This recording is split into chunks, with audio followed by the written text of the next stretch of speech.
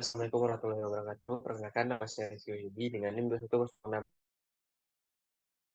Saya akan lanjutkan pembahasan mengenai teori pertumbuhan ekonomi 2, teknologi, bukti empiris dan kebijakan yang diampu oleh Bapak Afan Saswanto.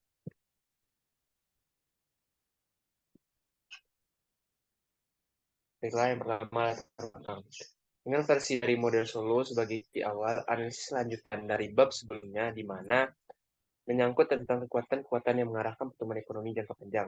Di mana hal yang pertama adalah dengan membuat model Solo lebih umum dan realistis, di mana siap menambahkan sumber pertumbuhan ketiga, yakni perubahan teknologi dan pengetahuan. Model Solo tidak menjelaskan kemajuan teknologi, namun memasukkannya sebagai variabel eksogen tertentu dan menunjukkan bagaimana variabel tersebut berinteraksi dengan variabel lainnya pada proses pertumbuhan. Selanjutnya adalah perpindahan dari teori ke fakta empiris, yaitu mempertimbangkan apakah model Solo sesuai dengan fakta dan mengkaji bagaimana kebijakan publik suatu negara bisa mempengaruhi tingkat dan pertumbuhan standar kehidupannya. Dan yang terakhir adalah mempertimbangkan hasil dari model Solo, apakah telah membuatnya menjadi terlalu sederhana.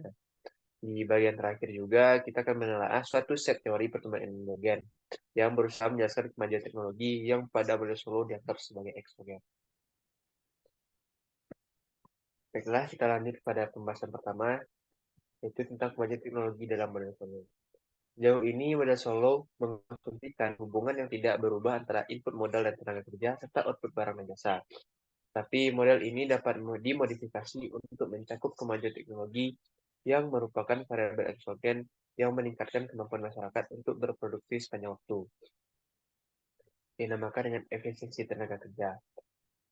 Untuk memasukkan kemajuan teknologi, maka harus kembali ke fungsi awal fungsi yang mengkaitkan modal total K dan tenaga kerja total L dan output total Y. Jadi fungsi produksi yang awal kita tulis dengan Y sama dengan itu dari K dan L, modal dan labor tenaga kerja. Ini dapat ditulis dengan fungsi produksi dikalikan dengan E, yaitu teknologi. Yang di sini adalah variabel baru dan abstrak yang disebut efisiensi tenaga kerja. Efisiensi tenaga kerja mencerminkan pengetahuan masyarakat tentang metode-metode produksi ketika teknologi mengalami kemajuan. Efisiensi tenaga kerja meningkat. Asumsi yang paling sederhana tentang kemajuan teknologi adalah bahwa kemajuan teknologi menyebabkan efisiensi tenaga kerja E tumbuh pada tingkat konstan. Bentuk kemajuan teknologi disebut mengoptimalkan tenaga kerja dan G disebut tingkat kemajuan teknologi yang mengoptimalkan tenaga kerja atau labor. Karena angkatan kerja L tumbuh pada tingkat N dan efisiensi dari setiap unit tenaga kerja E tumbuh pada tingkat G, maka jumlah kerja efektif L dikali dengan E tumbuh pada tingkat N dan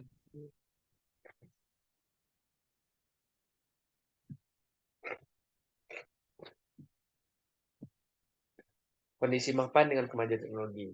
Kemajuan teknologi yang dimodelkan di sini menambah efisiensi tenaga kerja, maka hal ini memiliki pengaruh yang sama terhadap populasi pada pertumbuhan ekonomi. Menganalisis perekonomian dalam kaidah jumlah per pekerja efektif dan membiarkan jumlah pekerja efektif meningkat. Untuk melakukan hal tersebut, maka perlu mempertimbangkan kembali notasi, yaitu K sama dengan K dibagi dengan labor dan efisiensi tenaga kerja. Tunjukkan modal per pekerja efektif dan Y sama dengan Y dibagi tenaga kerja dikali dengan efisiensi tenaga kerja. Tunjukkan output per pekerja efektif. Dengan demikian dapat ditulis fungsi Y sama dengan fungsi dengan K. Ada tentang perekonomian membuahkan hasil ketika mengkaji pertumbuhan populasi. Persamaan yang menunjukkan delta K sama dengan S fungsi dari K dikurang dengan Do ditambah dengan N dimasukkan kerja ditambah dengan G dikali dengan K. Do dibutuhkan untuk mengganti modal yang terdepresiasi dan NK dibutuhkan untuk memberi modal bagi para pekerja baru. JK dibutuhkan untuk memberi modal bagi para pekerja efektif baru yang diciptakan oleh kemajuan teknologi. Kemajuan teknologi dalam model Solo dapat dampak kemajuan teknologi. Dengan adanya kemajuan teknologi, model Solo akhirnya menjelaskan kenaikan yang berkelanjutan dalam standar kehidupan yang amati. Itu menunjukkan bahwa kemajuan teknologi bisa mengarah ke pertumbuhan yang berkelanjutan dalam output kerja. Sebaliknya, tingkat tabungan yang tinggi mengarah ke tingkat pertumbuhan yang hanya jika kondisi mapan dicapai. Sekali perekonomian berada dalam kondisi mapan, tingkat pertumbuhan output pekerja hanya bergantung pada tingkat kemajuan teknologi. Mengacu pada model Solo, hanya kemajuan teknologi yang bisa menjelaskan peningkatan standar kehidupan yang berkelanjutan.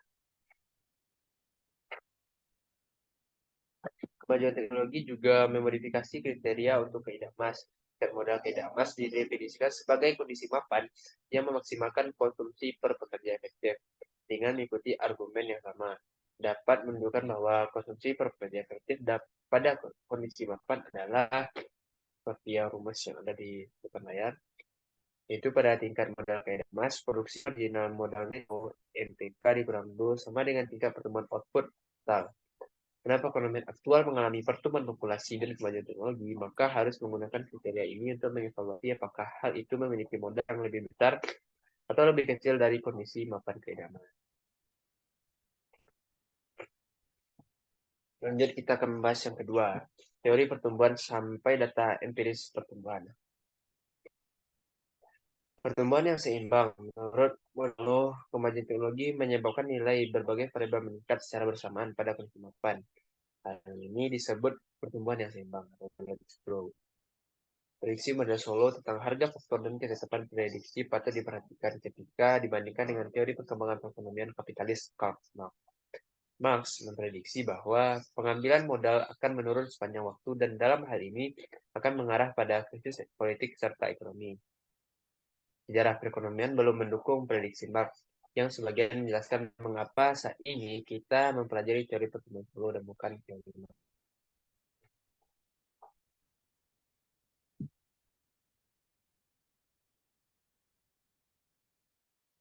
Convergence. Banyak penelitian dilakukan untuk menjawab pertanyaan apakah ekonomi saling mendukung satu sama lain sepanjang waktu. Cara khusus, apakah perekonomian yang dimulai dari bawah atau miskin lebih cepat tumbuh dibandingkan dengan perekonomian yang kaya? Jika iya, maka perekonomian dunia yang miskin akan dapat mengejar perekonomian dunia yang maju. Cara mengejar ini disebut convergence. Jika tidak ada convergence, maka negara-negara yang memulai dengan miskin akan tetap selamanya miskin. Model Solo meramalkan kapan convergence terjadi, kapan pertemuan perekonomian terjadi, bergantung pada perbedaan saat mereka memulai. Jika dua perekonomian dengan kondisi mapan yang sama seperti yang ditingkatkan oleh tingkat tabungan, pertumbuhan populasi, dan efisiensi tenaga kerja, karena kesalahan sejarah mulai dengan persediaan modal yang berbeda. Perekonomian akan berkonvergen dengan kondisi mapan sendiri-sendiri yang akhirnya akan ditentukan oleh tabungan, pertumbuhan populasi, dan tingkat pendidikan yang ada pada suatu negara. Akumulasi faktor versus efisiensi produksi. Dilihat dari sisi akuntansi, perbedaan internasional dalam pendapatan per kapita dapat dibagi menjadi dua. Yang pertama, perbedaan faktor produksi seperti kuantitas modal fisik dan modal manusia. Yang kedua, perbedaan efisiensi dalam penggunaan faktor produksi, yaitu seorang pekerja di negara miskin mungkin miskin karena ia kekurangan alat dan keahlian, atau karena peralatan dan keahlian yang tidak digunakan dengan optimal. Banyak penelitian telah dilakukan untuk memperkirakan kepentingan relatif dari dua perbedaan pendapatan, di mana terdapat variasi hasil yang diperoleh. Namun, baik faktor akumulasi maupun efisiensi itu tampak lebih penting. Lebih jauh, seperti penemuan menyatakan bahwa kedua hal itu berkorelasi secara positif. Negara-negara yang mempunyai tingkat modal fisik dan sumber daya manusia yang besar cenderung menggunakan faktor produksi secara efisien. Dan ada beberapa cara untuk menginterpretasikan korelasi positif ini. Satunya hipotesisnya adalah bahwa perekonomian yang efisien dapat mendorong akumulasi modal. Sebagai contoh, seseorang dalam perekonomian yang berfungsi dengan baik mungkin mempunyai sumber daya dan insentif untuk tetap bersekolah, serta mengakumulasi modal manusia yang lain lebih besar. Hipotesis lainnya adalah bahwa akumulasi modal dapat mendorong efisiensi yang lebih baik. Jika ada eksternalitas positif terhadap modal fisik dan modal manusia, Maka negara yang menabung dan menginvestasikan lebih banyak tampaknya akan mempunyai fungsi produksi yang lebih baik, kecuali jika penelitian tersebut memperhitungkan eksternalitasnya. Suatu hal yang sulit dilakukan jika efisiensi produk yang besar dapat menyebabkan akumulasi faktor yang lebih besar atau sebaliknya. Hipotesis terakhir adalah bahwa faktor akumulasi dan efisiensi produk digerakkan oleh variabel ketiga. Variabel ini dapat berupa kualitas institusi negara, termasuk proses pembuatan kebijakan pemerintah. Seperti yang dikatakan oleh seorang ekonom, jika pemerintah membuat kesalahan, maka mereka membuat kesalahan yang besar. Kebijakan yang jelek seperti inflasi yang tinggi, defisit anggaran yang berlebihan, campur tangan pasar yang terlalu besar, dan korupsi yang merajalela sering berjalan beriringan, sehingga mempersulit pertumbuhan ekonomi. Dengan polisi tingkat tabungan, menurut model Solo, seberapa banyak negara menabung dan berinvestasi adalah determinan penting dari standar kehidupan penduduknya. Sebagaimana kita telah ketahui, tingkat tabungan menentukan tingkat modal dan output pada kondisi mapan atau steady state. Satu tingkat tabungan tertentu menghasilkan kondisi mapan kaedah emas yang akan memaksimalkan konsumsi per pekerja sekaligus kesejahteraan ekonomi. Kaedah emas memberikan tolak ukur yang bisa kita bandingkan dengan perekonomian negara.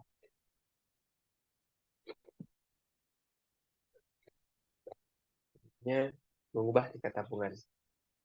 Cara yang paling tepat yang bisa dilakukan pemerintah untuk mempengaruhi tabungan nasional adalah melalui masyarakat.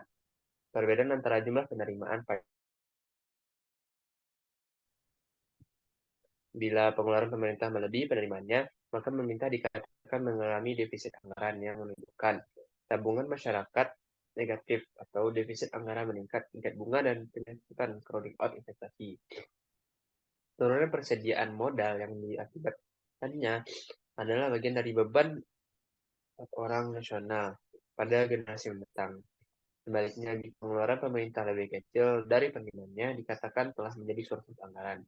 Pemerintah bisa membayar sebagian utang nasional dan mendorong investasi. Pemerintah juga mempengaruhi tabungan nasional dengan mempengaruhi tabungan swasta. Tabungan yang dilakukan oleh rumah tangga dan perusahaan. Sebaliknya, beberapa banyak orang yang menabung bergantung pada insentif yang mereka terima. Insentif ini dibedakan oleh berbagai kebijakan publik. Banyak ekonom berpendapat bahwa tarif pajak atas modal yang tinggi, termasuk pajak pendapatan perusahaan, menghambat tabungan swasta dengan mengurangi tingkat pengembalian yang diterima oleh penabung. Beberapa ekonom mengusulkan peningkatan insentif untuk menabung dengan mengganti sistem pajak pendapatan saat ini dengan pajak korporasi. Selanjutnya, memastikan investasi perekonomian dan mengubah institusi yang tepat. Yang keempat, di luar model Solo teori pertumbuhan endogen.